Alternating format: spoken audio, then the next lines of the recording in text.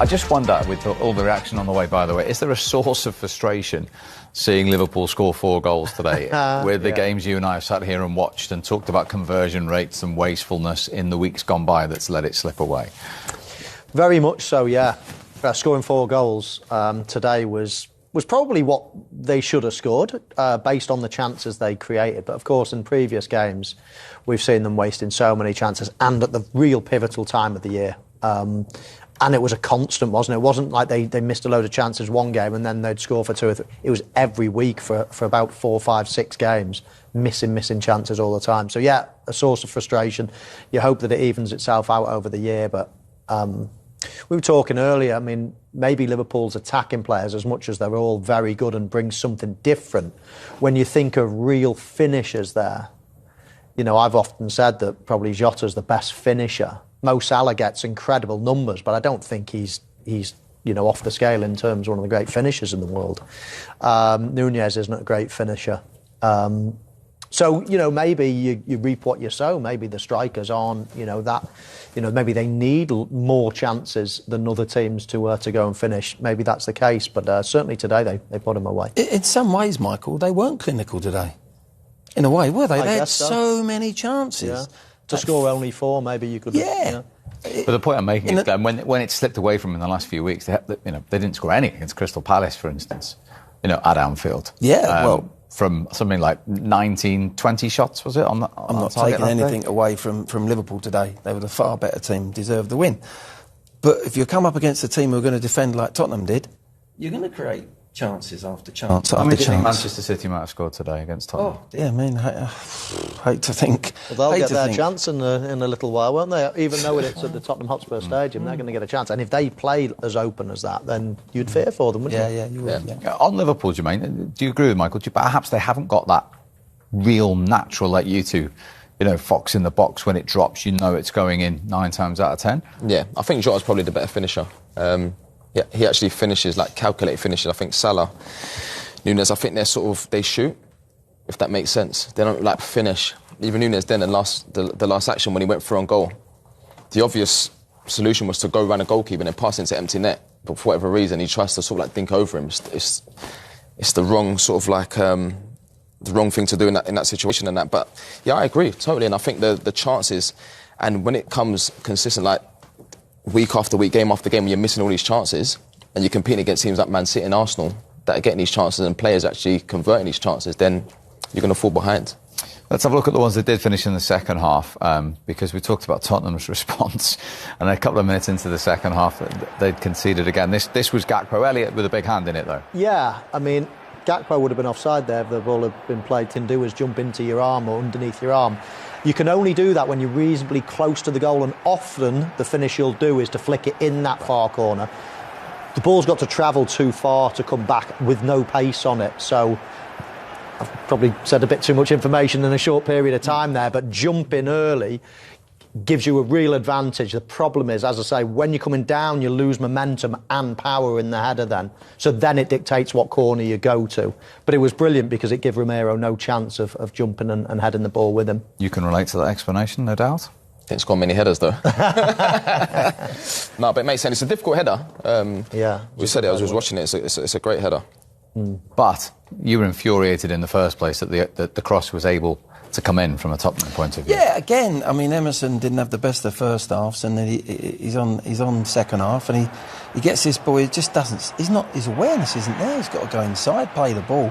But look where's the other fullback, Porro. Look, he's been right up the pitch. There's a 2v1 on Romero, and Porro's trying to catch up. He's been in the centre forward position, I think. And normally your centre back would have a fullback there with him to go and say, right, now I've got one to deal with, not 2. That's where Romero's backing away and gets overloaded. And that's a classic example of how Spurs defend. And it's time and time again, those 2 centre-backs are being outnumbered in and around their own penalty area. So you've got no chance. That was a Harvey Elliott assist. What about his goal?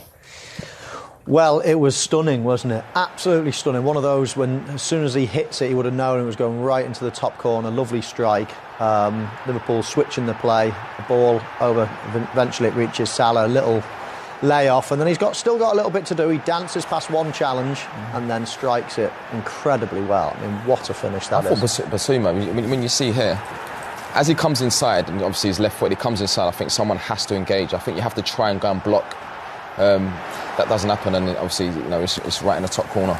I think the reason that's even better, is when Bentancur goes to close him, he takes the ball backwards. The ball's actually going backwards away from the goal, and to get his foot round it and put it in that top corner, sensational finish.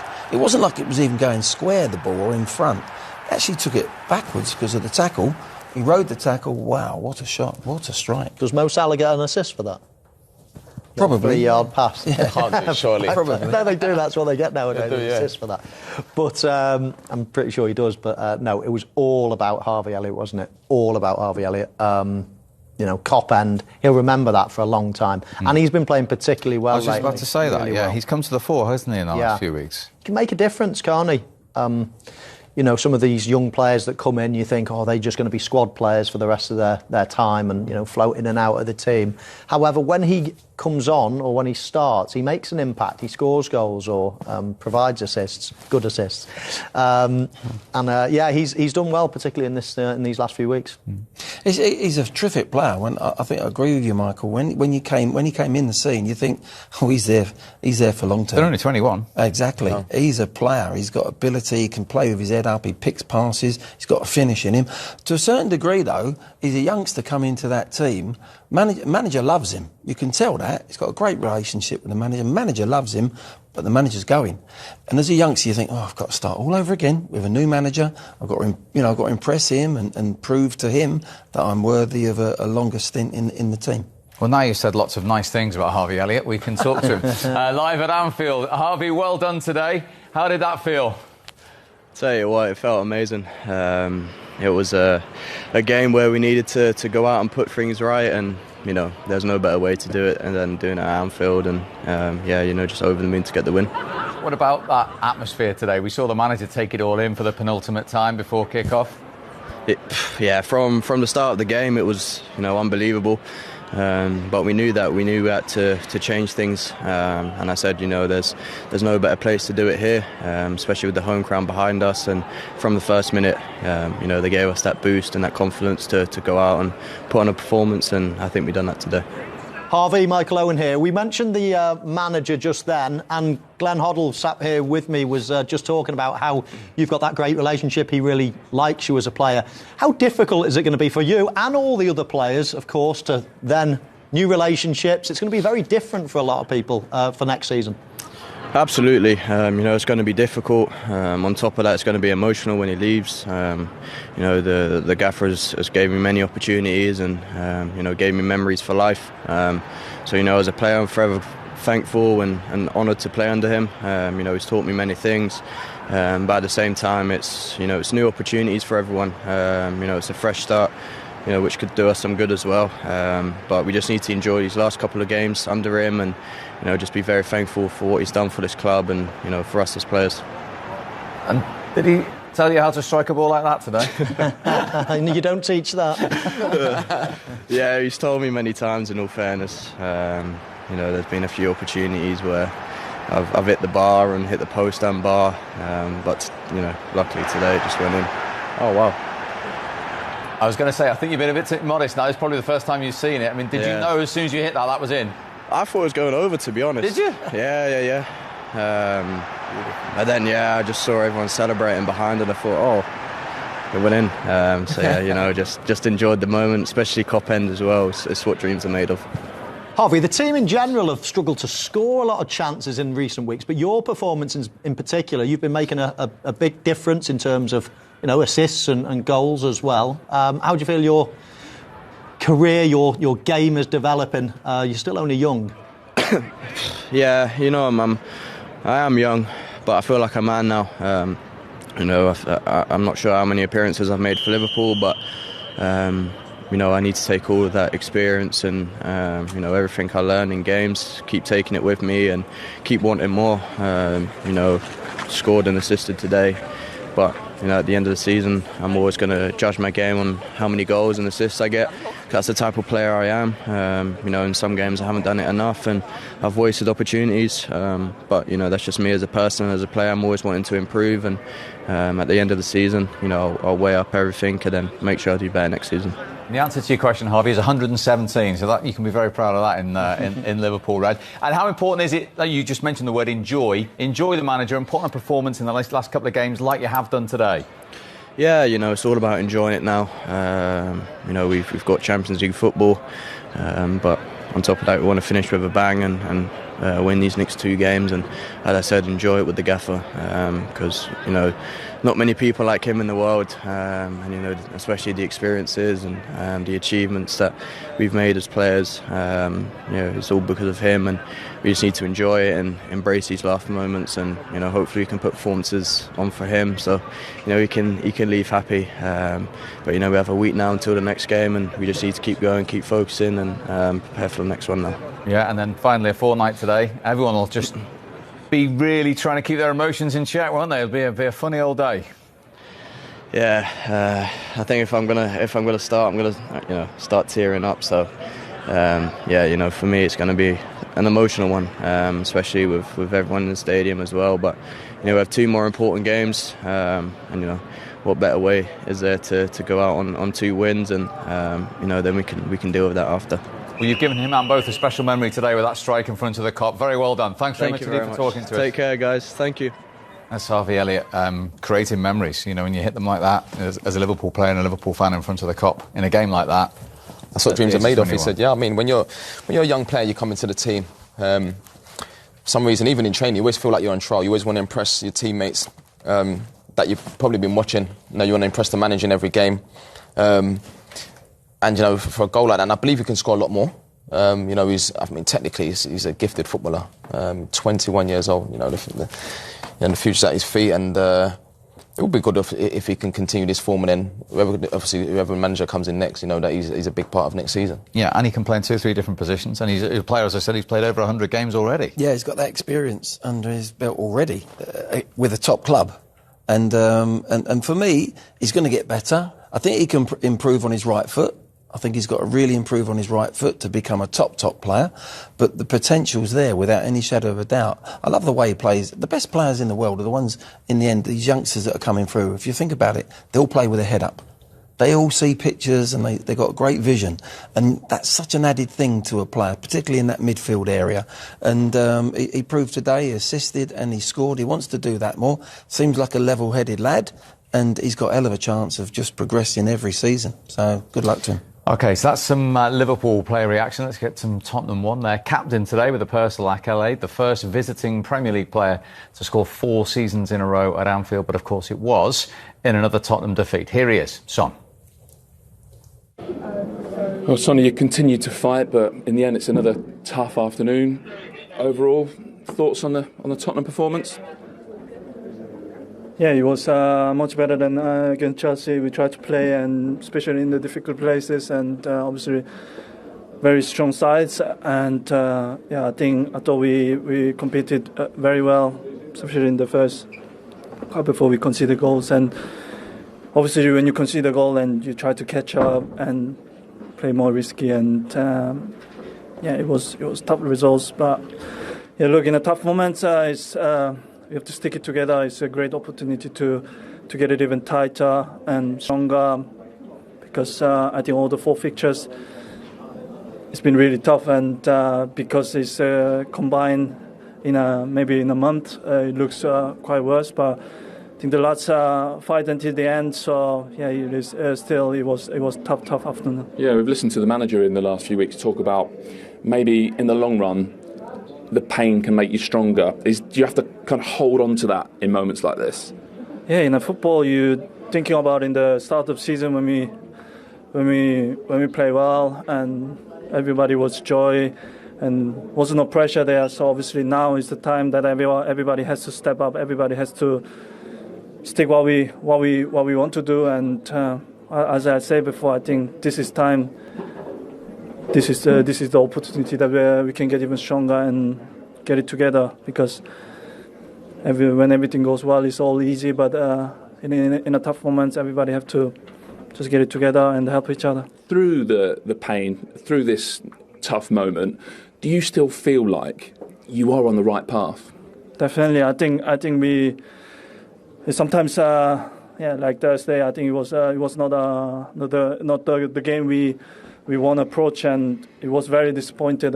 But also today, when you look at the results, and it was very, very disappointed. But I think we are in the right track, and still don't forget. I think the manager's first season, and we had coming with some of the new players who's playing first in the Premier League. And look, I think we are definitely in the right track. Don't get me wrong, it's very disappointed 4 games, and we kind of had to hold this pain and the results, and to keep work hard and to get better. Lastly, if you do miss out on the Champions League, which obviously looks likely now, how big a blow is that? Yeah, everybody wants to play Champions League, but still we have 3 games to go, so we gotta give everything. Never know what's gonna happen. So yeah, football sometimes can happen magical. So we keep believing our games. So we try to focus game by game. Last three games, I think we gotta give everything, and we'll see what's gonna happen. Thank you. Thank you. He's clearly disappointed. He still thinks they're heading on the right path, though. Would you agree with that right now? No, I wouldn't. No, I think you've got to look at the last few results. The start of the season was great, without a doubt, with the ball again. But you're not on the right tracks if you're conceding that amount of goals. We've gone up, went up to Newcastle, got trounced up there. Went to Fulham, got trounced there. Playing the same way as when they were top of the league after the first 10 games. It was all open football, putting the fullbacks in there, free-flowing football. Lovely, great. But there's times in this league, in the Premier League particularly, where you have to change and go with the system or the results, or people are injured. You have to make them slight changes. You have to have a plan B, if you like, and change things to suit the players that you've got that week, any given weekend. If not, we're going to just keep getting trounced and conceding so many goals. Today, there should have been more goals scored against them. There's no doubt about it. As I said, take away the second half. For me, as looking from my manager's point of view, I'd say, well, as I said, the game was gone. We'd lost the game in the early part of the game, and then was it character? Liverpool took the foot off the pedal a little bit second half. Was it character to come back? The subs come on and did better. Liverpool actually conceded space to them. Anyone can play. We could all still play with given time and space on the ball, but. There's concerns there. There really are concerns. They've got to win the next 3 games. Villa haven't got 2 easy fixtures, so they could still get into the Champions League. As a Spurs man, I'd love them to get into Europe. I don't think we're ready to go in the Champions League. Europa might be a better place for us to play. Yeah, Villa, Liverpool home, Palace away, and they need to win one of those, and then it's done. Spurs, Burnley home, City home, Sheffield United away. They're not easy. Liverpool, as we've just seen. Yeah, but Spurs just lost 4 in a row, Glen. Exactly. So they've got to turn the corner. And they've got to start at home to Burnley. Now, if they win that, go into the City game, there might be a little bit of momentum there. If they don't win against Burnley, forget it, obviously. But Villa's interesting. Are they going to beat Liverpool? That's always a tough game, of course, we've just seen. And Palace away at the moment, that's not a place you want to go and finish the season. Because if they're at it, they're a good side, Palace. So that's not a given that they're going to get 6 points. So Spurs have got to turn things round, and it's still in their own hands. So at the end of the day, it's a big ask with the way they're playing now, but you've got to turn it round. They've got to show some character now. I'm interested, Jermain, you're dipping your toe into coaching now, and all the managers you've played under, you've come across stubborn ones who won't change. And I'm not saying Ange's stubborn, but he's made it perfectly clear that's his way and that's the way we're going to play it. Yeah. When you've come across those, does it turn at some point because they believe in what they're doing? I think so, but at times I think it depends on the characters you've got in the change rooms also. Sometimes you can have sort of like a plan, and during the game, you'd have whether that's the captain or a player, say, actually, we need to do this. So game management. And I do believe that the manager's principles will never change. He wants to dominate the ball, whether it's home or away. He wants to be brave and defend on the halfway line. He wants the goalkeeper's position to be high. The number 9, he always wants the number 9, whoever plays that number 9, to always press the goalkeeper and, play on the front foot. So I don't believe the manager's principles will change. But I think if you are going to play that way, you have to be. You got to know that the opposition's going to get chances. You know, the goalkeeper's made a couple good saves, but I just don't believe that he's going to change at this stage of the season. And I think when you look at the fixtures, there's games there where you look at it and think, OK, then we can Burnley, Sheffield United, where we can get points. Obviously, the City game's going to be hard, but at this stage of the season now, if the manager's gone to Anfield and both fullbacks have played the same way, then he's not going to change now. Where do you sit on this? Because when we covered the City-Arsenal game, Mikel Arteta completely changed his Arsenal principles with, 28% possession or something, but got a clean sheet and a point, and if they win the league, people will go back and go, what a great point. He completely changed his plan and his principles. And Jermain saying he doesn't see Ange Postecoglou doing that, hasn't done that today. Where are you? What about your playing career when you found managers?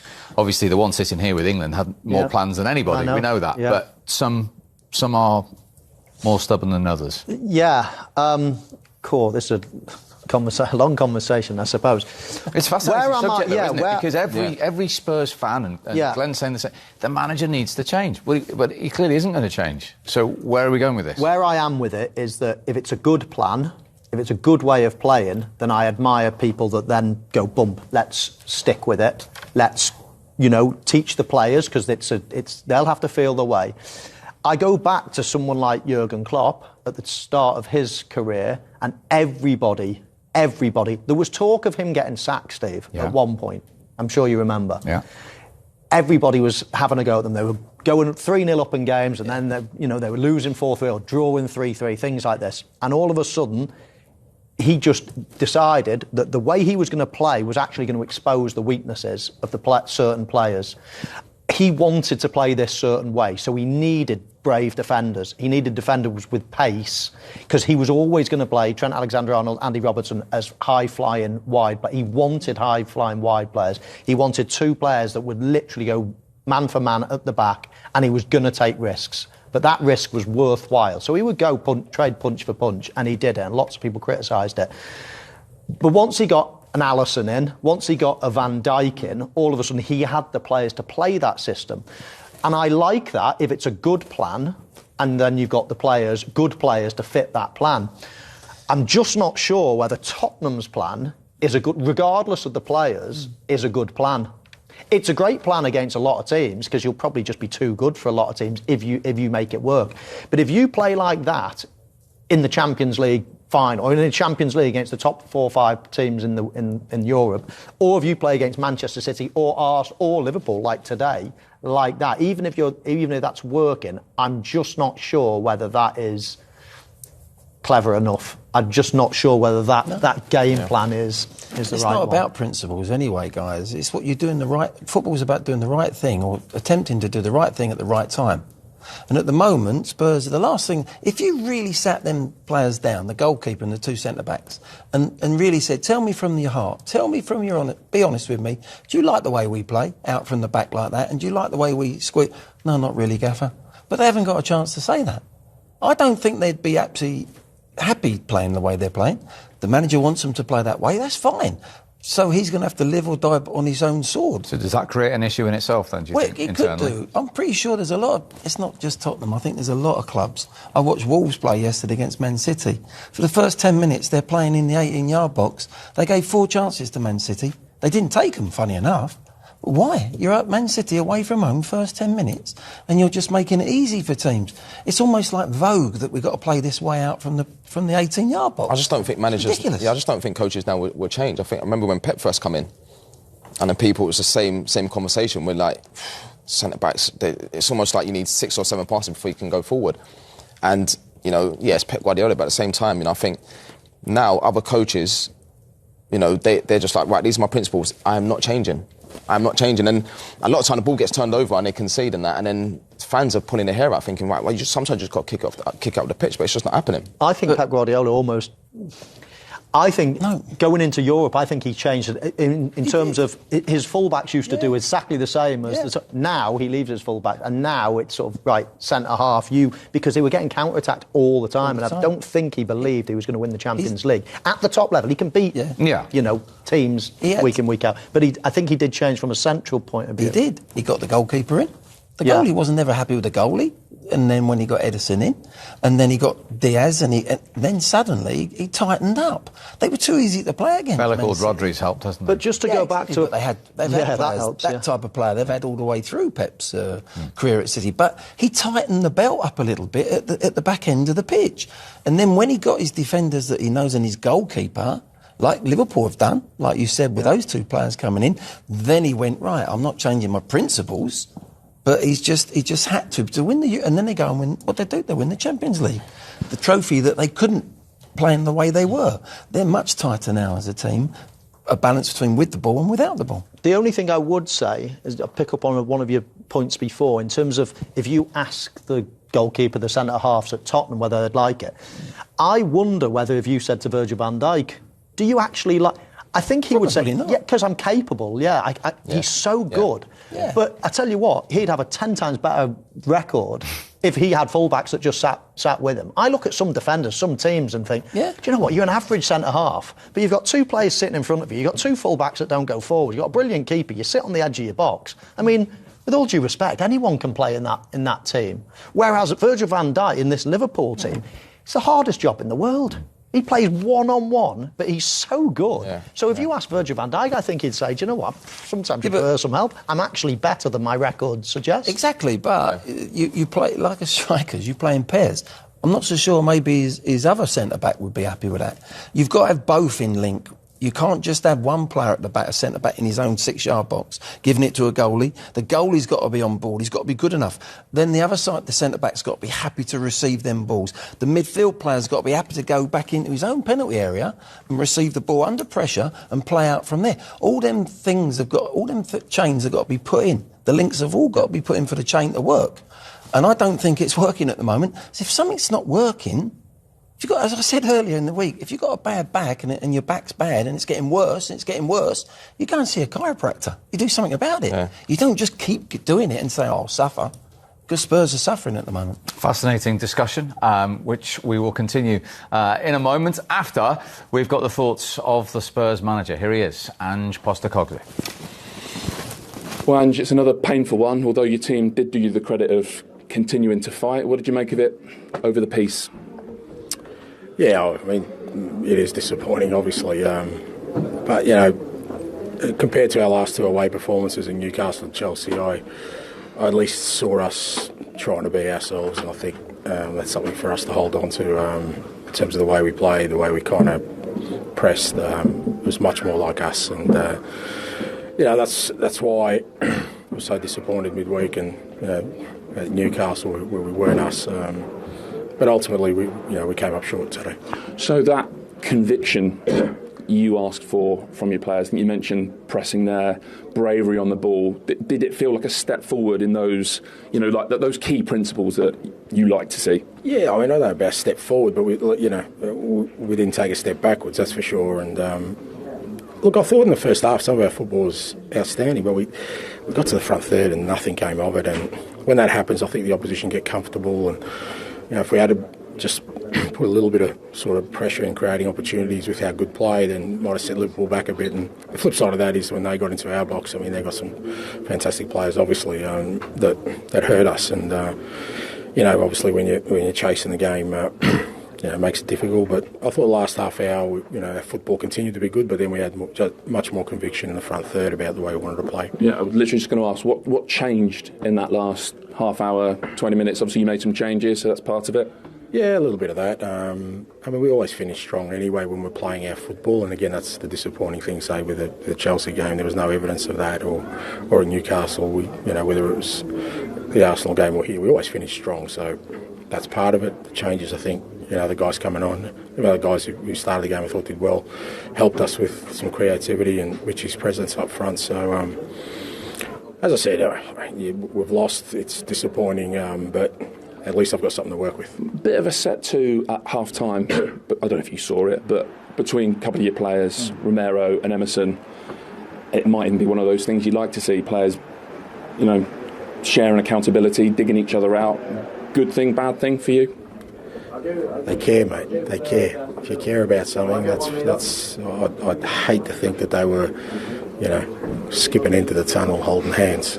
They care, and when they care, that's a good thing.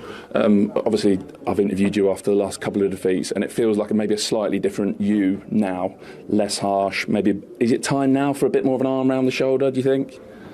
To you mean? Or? No, well, I could do with one sometimes, but no, to your players, do you feel a bit differently towards them? No. Look, all I keep saying is the same thing. We're trying to be a certain kind of football team, trying to play our football a certain way. If we do that and in our endeavour fall short, I'll wear that and I'll help the guys improve. But, Wednesday night wasn't the case, or whenever we played Chelsea Thursday night, wasn't the case. So it's not about giving them a cuddle or giving them a talking to. It's about we're trying to be a certain kind of football team, and we shouldn't veer away from that, irrespective of kind of, the sometimes, want to go that way. Can Liverpool? I mean, we saw, the reception the Liverpool fans are giving Jurgen Klopp today. Are they actually a really good model for you? The patience they've shown, the belief they've shown. I know that's a key word for you. Yeah, look, I think there is a process there that, when you look at the teams at the top that they've gone through, but they've got to find the right man for that, and jury's out whether that's me, mate. How much change is needed? It was really striking to hear you say on Friday, not everyone's going to be able to come on this journey, not every player.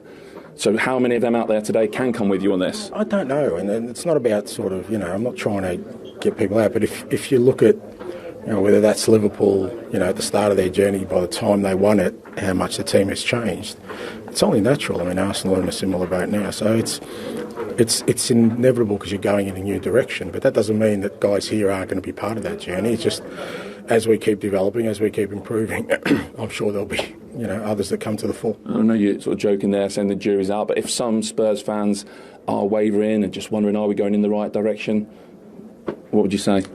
Well, they're allowed to feel that way, but, this is the direction we're going as long as I'm here. And with or without Champions League football, you fully believe you can keep taking it forward? Absolutely. Thank you. Thanks, mate. Thanks. Cheers. Thank you.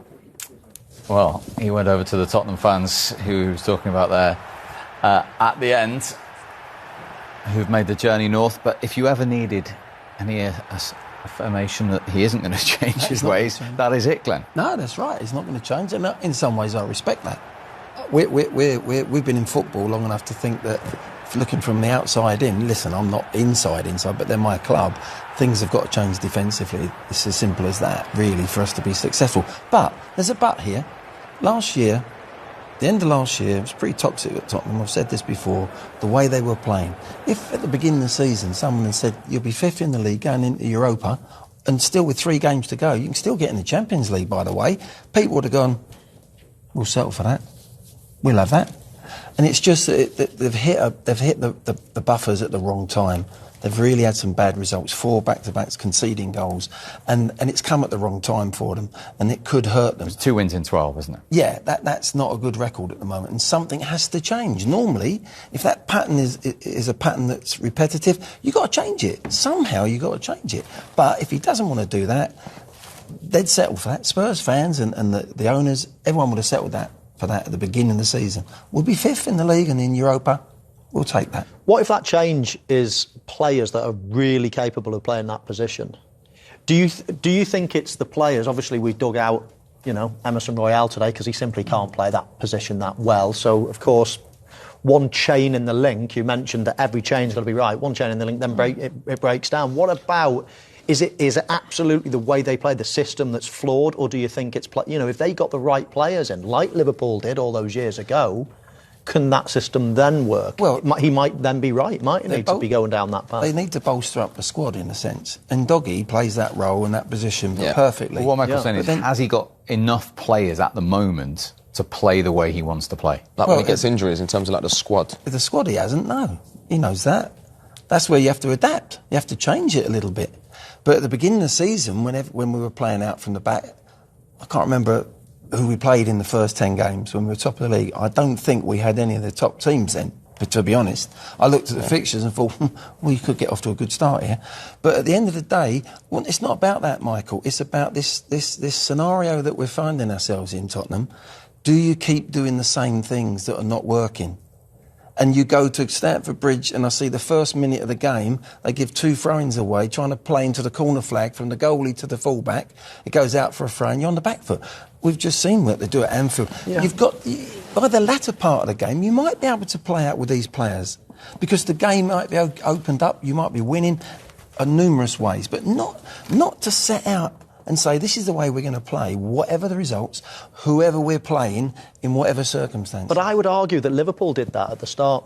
Liverpool did that, and I feel that ended up being a positive. It absolutely weeded out the players that you could just see, do you know what, this is the way we're playing, and you're simply not good enough. We're going to have to get someone else in. And they went and got Van Dijk. They went and got those players. And I don't know whether it just exposes it, and now he'll be looking at it, and he referred to it there, this summer he'll think, right, Emerson Royal, you're just not good enough to do this, what we're trying to do, we're going to get a new one. And that's the way. Talking of Liverpool, we must move on, because, and I'm sure we'll come back to this many, many times with Tottenham. It's a fascinating subject, but Jurgen Klopp...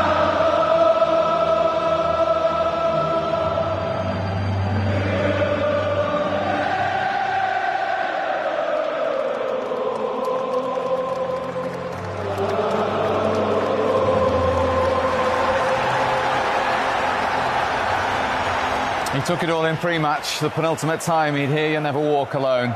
And the penultimate time, we'll see the fist pump in front of the Kop after that win by 4-2 against Spurs. Let's see what he thought about it. Here is Jurgen Klopp. Well, Jurgen, your penultimate home game as Liverpool manager. Sun was shining, crowd were in good voice, and did we see a proper Liverpool performance? What do you mean by that? Let's not do this. Sounds like an offence. You're right. It was a bit what we are outstanding until we are not, but then we find a way again. So it was a really good game. Look, let's tell the story of the whole situation. Is Aston Villa lose before Tottenham can, if they win, can put pressure on Aston Villa again to fight for the Champions League. With the same result, we are safe third. So in high performance things, you need a reason, you need a spark to why go for it. I would say it's enough to go for 3 points, but you never know. And the boys showed today it's enough to go for 3 points, to make this place a special place. And Anfield was a special place today again, because the boys played outstanding until we didn't. But it was 4-0 up. I made the changes. We lost organisation definitely in that moment, concede the goals. And then you could see how good Tottenham could be if we would have led them before, but we didn't. And then we came back in the game, and it's fine. We could score the 5th and the 6th or whatever, and it's absolutely fine. I'm absolutely happy with the performance. The boys were really, really good. I really thought they showed how much they love football, and that's a really important message. In terms of performance, how much of a step up did that feel from the last couple of weeks? In front of the goal, massively. But we were good. We were good in pretty much all areas offensively. The movements were right. We were calm on the ball. The passes were right. Rhythm was good. So many things were really good. You saw at the very beginning, like when Tottenham started playing, you saw, hey, that's tricky. Good first 10, yeah. It's tricky. With little passes, you try to. But we stayed calm. We knew that happens. As long as they don't break the line, it's all fine. Let them pass. Then if we can force the next one back, that's it. That's what they do. We win one of them, and we end up in front of their goal. So that's the idea. And from that moment on, momentum changed, and that was the moment when we started controlling the game. So with lesser possession in them, but that's an unnecessary possession pretty much. I liked our game a lot, to be honest. And then finishing, obviously the goals were outstanding, and everybody involved in all offensive things, and everybody's involved in that, was really, really good. So many individuals we could pick out, but how sharp did Mo look today? Yeah, it was outstanding. Mo played a really, really good game. This side with Harvey together was extremely strong, and we are really happy for him that could play the way he played today. It's just important for the boys. None of the boys, not that now more or whatever, or another one, wants to play. Not great. Why would they? Yeah. So then you have to find a way back. And Mo found it. It's absolutely outstanding. You can see what he's capable of. Any part of you sort of stood there now thinking, if only we could have done that a couple of weeks ago? Oh, I'm too old for that. For this kind of thinking, I'm too old. That doesn't work. So I know it doesn't work, so why should I think it? No, I know people, world is probably like that. I'm not part of that group. No, you do it when you do it, and if you miss it, then you miss it. But still bring it over the line in the best possible way. Somebody told me before the game, if we win all three, we can achieve the 5th highest points tally of all this great Liverpool sides who were here. Well, is that the real reason for everybody? I don't know. For me, it is. So let's try it. We will try. For you today, it's a penultimate home game, so I can't keep doing that. That's great. Love it. Is it starting to get emotional for you, or are you still business mode? No. I would be alive. I'm now completely would say I'm the highest level, and bam, I want to do this and that. I cannot pretend like that. But I was not emotional today because I now have another one. So that's how it is. I know that Wolves will be tricky. It was a tricky day. I don't know how we thought that, but it's in 2 weeks' time. Why should I worry today? For now, it's good. I don't have to say it all the time. I love absolutely everything about this club. But we will see how that day will be. Maybe we are lucky and it's pouring down like crazy, so we cannot stay outside after the game. Might hide some tears as well, right? Yeah, wouldn't see that on top of that, so let's see. There's a good chance that it will pouring down, by the way. Yeah. Right. Thank you. A little chink of honesty there, Michael, by saying he's not full throttle. I mean, no. He's human at the end of the day. Oh, Steve, the last month, when he's losing these games, he's gone out of the FA Cup, gone out of the Europa League, he's out of the chase for the title. If you had said to him 3 or 4 weeks ago, you can walk. He's only doing it now because he's got the pride. He's got the legacy. Everybody wants to celebrate his time at Liverpool, but really, he probably checked out 1, 2, 3 weeks ago once all these trophies were going out. He's not enjoying this, playing for nothing. I mean, he's won Champions Leagues and Premier Leagues and all these big... playing for 3 points. He's saying, no, I'll maybe get like the 3rd highest record. He's not interested in that. It's pride now. He's not going through the motions, but he said that. It's an unusual situation, isn't it? Yeah, it's not a nice situation, especially when you're a winning manager like he's been. If it was all planned properly, they would be going for the league. This would be, and it would all come to a big crescendo, and win or lose or whatever, it'd be a celebration anyway. But now it's finished with a bit of a damp squib, let's be honest. He probably checked out mentally slightly, not totally, but slightly a few weeks ago when all those titles were going. And that is entirely normal. That's not a big headline. That's just normal. Yeah, it's human instinct, isn't it? Yeah. But I think looking back, and it's easy to look back, obviously, but to come out and say that he was going to leave hasn't worked, has it? Let's be fair. That has hurt Liverpool Football Club and him and his legacy because coming out. He felt emotionally probably to get it out. I can't do this and do the job and know that I'm going to go. I need to tell you. Maybe a couple of months later for me, so that the club still would have had time to go and get his replacement. But to come out for the length of time that they know now, it was all a bit of a surprise and a shock to everyone in football. But you can understand it. He's lost his energy. His energy needs to be recharged, as he said. And if he's feeling like that and now they're not playing for anything, then it's only human nature. He's not going to be right at it, what we call really at it. If they were still in the hunt, they're still in the hunt to win the league, my word. It'd be a different Klopp that we're seeing. Yeah, I think it's normal. To sort of like check out. When it was announced, I was surprised, to be honest, with the timing.